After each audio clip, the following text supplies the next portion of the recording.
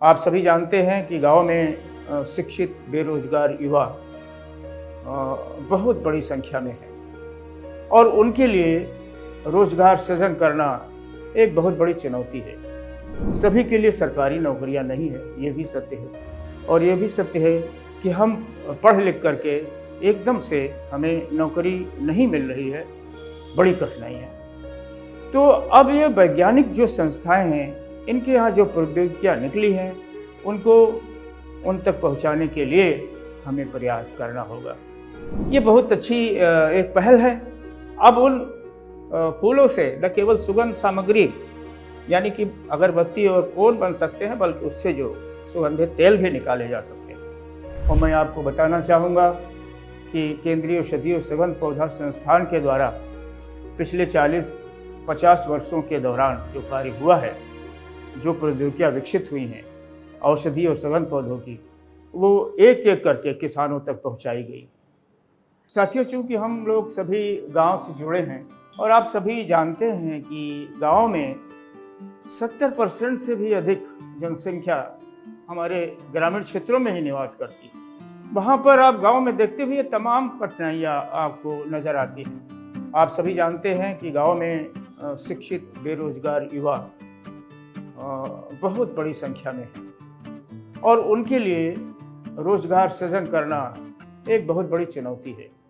सभी के लिए सरकारी नौकरियां नहीं है, ये भी सत्य है। और ये भी सत्य है कि हम पढ़ लिख करके एकदम से हमें नौकरी नहीं मिल रही है, बड़ी कठिनाई है। तो अब ये वैज्ञानिक जो संस्थाएं हैं, इनके यहाँ जो प्रौद्योगिकियाँ निकली हैं, उनको उन तक पहुँचाने के लिए हमें प्रयास करना होगा।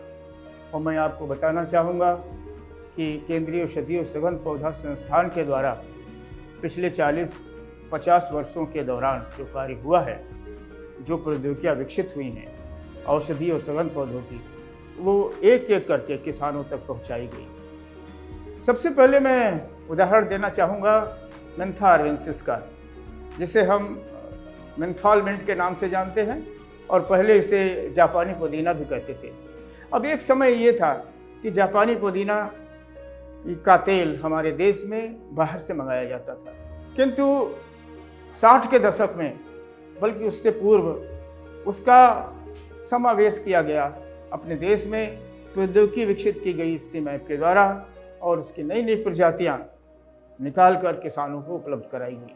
और आज ये स्थिति है कि मेंथा आर्वेन्सिस सीमैप के प्रयास से 3 लाख हेक्टेयर से भी अधिक क्षेत्रफल में इसकी पैदावार की जा रही है और इसमें करीब 30 लाख से भी अधिक परिवार जुड़े हुए हैं। बहुत बड़ी मात्रा में ये तेल पैदा हो रहा है, ना कि अपने देश के उपभोग के लिए, यहाँ के इंडस्ट्री के लिए, बल्कि एक्सपोर्ट के लिए भी। मेंथा की जो गौरव गाथा है, इससे आप सभी परिचित हैं। और जो नेचुरल मेंथॉल है, इस पर दुनिया भर के इंडस्ट्री का ध्यान केंद्रित है। हालांकि अब जो नेचुरल या प्राकृतिक मेंथॉल है, उससे सिंथेटिक मेंथॉल का थोड़ा सा कंपटीशन है, लेकिन मुझे पूर्ण विश्वास है कि जो अपने देश में प्राकृतिक मेंथॉल पैदा किया जाता है किसानों के द्वारा और उद्यमियों के द्वारा, वो निश्चित रूप से अग्रणी रहेगा और उसकी निरंतर मांग बढ़ी रहेगी। इसके अलावा बहुत सी सुगंधित घासें भी हैं, चाहे वो पामारोजा हो, चाहे लेमन ग्रास हो, चाहे खस हो। ये कम सिंचाई वाली ज़मीन में या सूखे वाले स्थानों में इनकी खेती बढ़ती है और जो परती ज़मीन पड़ी हुई है उसमें इसका उपयोग किया जाता है और इसका उत्पादन कर किसान भाई अतिरिक्त आमदनी पा सकते हैं। लेकिन एक दूसरा पहलू है इसके साथ में कि औषधि और सुगंध पौधों के साथ साथ हमें खाद्यान्न की फसलों को भी साथ में लेकर चलना है। उनका उत्पादन प्रभावित ना हो, उनका उत्पादन निरंतर बढ़ता रहे, क्योंकि फूड सिक्योरिटी सबसे बड़ा चैलेंज है। उसके साथ साथ जो अपने ग्रामीण क्षेत्र में जो न्यूट्रिशन की समस्या है, माल न्यूट्रिशन, खासतौर से बच्चों में और महिलाओं में, जिससे कुपोषण की समस्या है, उसके लिए भी हमें ध्यान देना है कि वहाँ पर ऐसे पौधे लगाए जाएं, ऐसी फसलों की खेती की जाए कि उनसे उनको पर्याप्त पोषण भी मिले, साथ में व्यापार के और जीविकोपार्जन के अवसर भी मिले। इसी श्रृंखला में अगर आपके पास ज़मीन है तो उसका आप समुचित और नियोजित ढंग से उसका उपयोग कर विभिन्न प्रकार की फसलें, यानी एक ही खेत में कई प्रकार की फसलें उगा करके, जहाँ पर फल वाले भी पौधे हैं, खाद्यान्न वाले भी पौधे हैं, साग सब्जी वाले भी पौधे हैं, छोटे कुछ पौधे हैं, कुछ ऊंचे वाले पौधे हैं, उनके नीचे उगने वाले पौधे हैं। अगर एक फसल में नुकसान हो तो दूसरी फसल में फ़ायदा होता है, और ऐसा कर दिखाया हमारे यहाँ के कुछ किसानों ने। आप लोगों ने देखा भी होगा, बल्कि ऐसे किसानों को अब संख्या में बढ़ोतरी होना बहुत ज़रूरी है, और हम गांव-गांव जाकर के यही बता रहे हैं कि आप इसी प्रकार की खेती करें, आप एक फसल पर निर्भर न रहें, क्योंकि आजकल जो क्लाइमेट चेंज की समस्या हो रही है, आपकी ज़मीन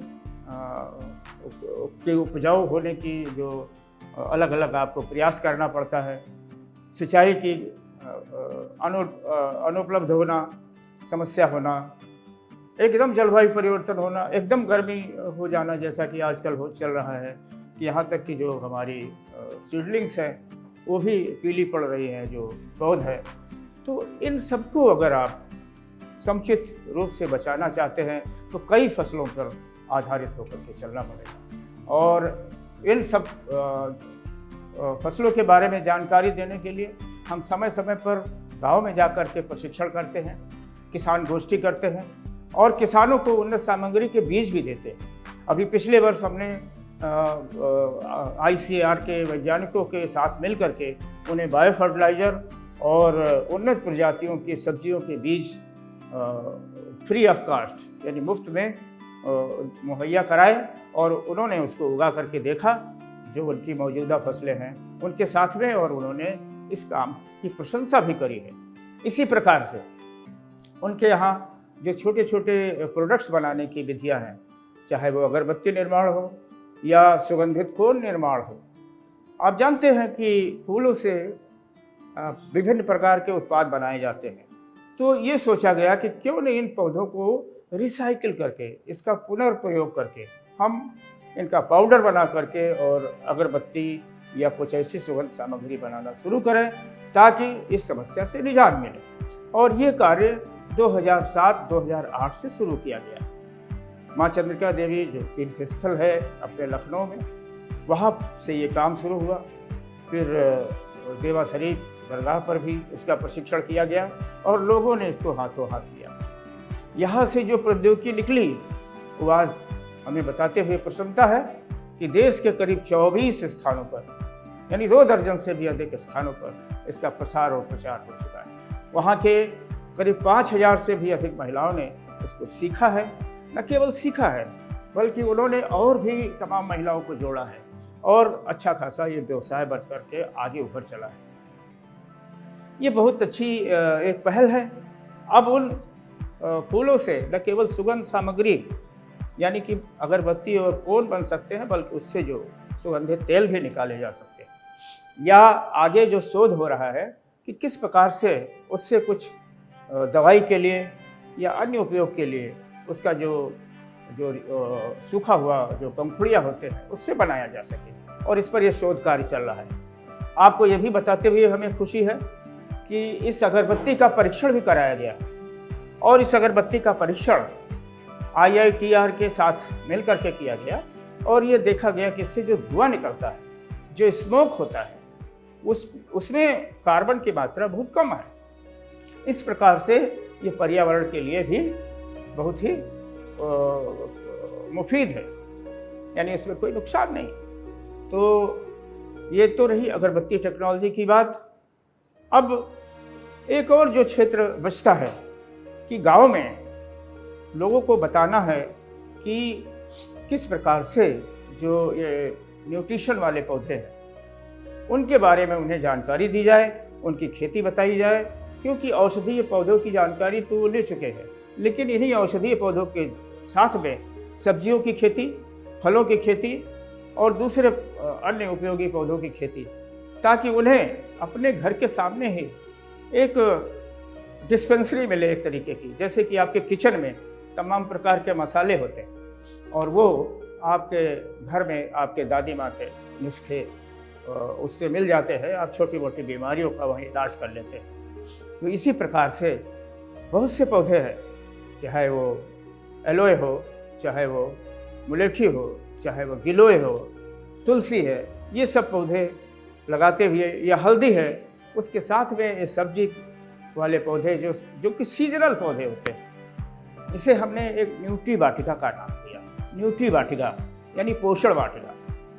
और इसकी जानकारी देने के लिए हमने कई विद्यालयों में इस पर एक गोष्ठी की, जिसको हमने न्यूट्री पाठशाला का नाम दिया। न्यूट्री पाठशाला में बच्चों को बताया एक ब्यौरेवार ढंग से कौन कौन से पौधे हैं, कब लगाए जाने चाहिए।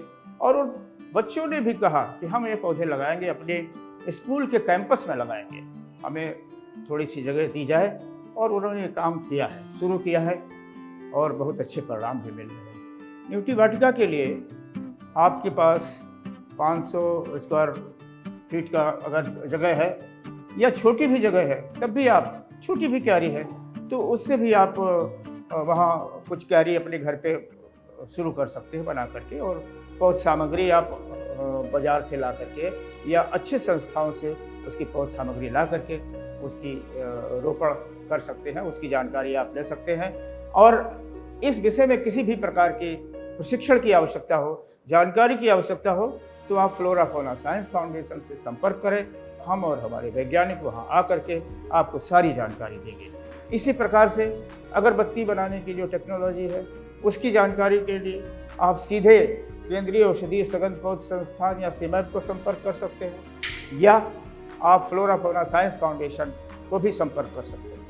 अभी हाल ही में हमने national botanical research institute NBRI से एग्रीमेंट साइन किया है और उनके साथ मिल करके हम अपने प्रदेश में जो फूल वाली फसलें हैं उनका विस्तार करना चाहते हैं, जो कि खेतों में लगाए जा सकते हैं।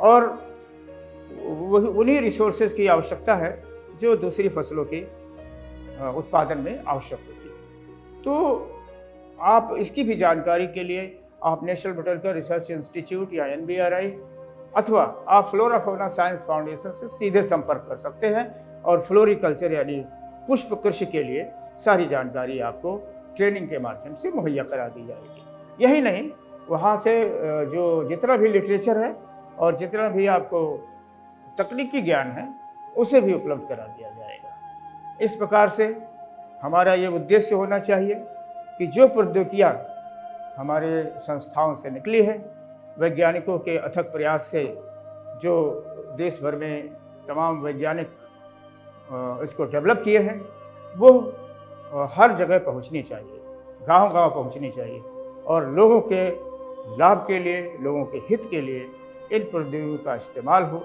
तभी हमारा सारा प्रयास सार्थक होगा। साथियों, ये भी बताना चाहूँगा कि सरकारी नौकरी से सेवानिवृत्ति एक जीवन का अंत नहीं है, बल्कि ये जीवन की शुरुआत है, एक नई पारी की शुरुआत है। और जब हमने ये निर्णय लिया कि नहीं, हम गांव में काम करेंगे, क्योंकि हम गांव से आते हैं, तो लोगों ने कहा कि भाई ये क्या है, कहीं जा करके दूसरे संस्था में ज्वाइन करिए, कुछ पैसा कमाइए। हमने कहा नहीं, हमें सरकार ने पेंशन दी है, हमें बहुत कुछ मिला है, हमें तकनीकी ज्ञान है और ये ज्ञान हमें बांटना है। और जो लाइक माइंडेड लोग हैं, जो समान विचारधारा वाले लोग हैं, उनके साथ मिल करके काम कर बहुत आनंद आता है।